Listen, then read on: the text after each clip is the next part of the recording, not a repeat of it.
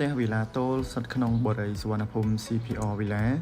ម៉ូតទី1គឺមានតម្លៃបង់ផ្ដាច់ $51,000 និងម៉ូតទី2គឺមានតម្លៃបង់ផ្ដាច់ $58,000 ដែលជាប្រភេទវិឡាតូលខ្នាតធំដែលសាងសង់នៅលើទំហំដីទទឹង10ម៉ែត្របណ្ដោយ20ម៉ែត្រទំហំផ្ទះគឺបាន8ម៉ែត្រគុណនឹង13ម៉ែត្រកន្លះនៅខាងក្នុងគឺមាន3បន្ទប់គេង4បន្ទប់ទឹកបន្ទប់ទទួលភ្ញៀវមួយនិងផ្ទះបាយមួយផងដែរសម្រាប់បន្ទប់គេងនីមួយៗគឺមានទំហំធំទូលាយងាយស្រួលក្នុងការរស់នៅសម្រាប់ជាក់ស្ដែងនៅក្នុងបរិយាខាងប្អូនក៏មានអតិថិជនចូលរស់នៅជាបន្តបន្ទាប់និងច្រើនអ៊ូអរផងដែរទីតាំងគឺនៅខាងលិចផ្សារព្រែកភ្នៅចំណាយពេលពីផ្សារព្រែកភ្នៅមកត្រឹមតែ10នាទីនិងមកដល់បរិយាខាងប្អូនសម្រាប់លក្ខខណ្ឌបង់ប្រាក់គឺងាយយើងមានការបញ្ចុះតម្លៃរហូតដល់$14,000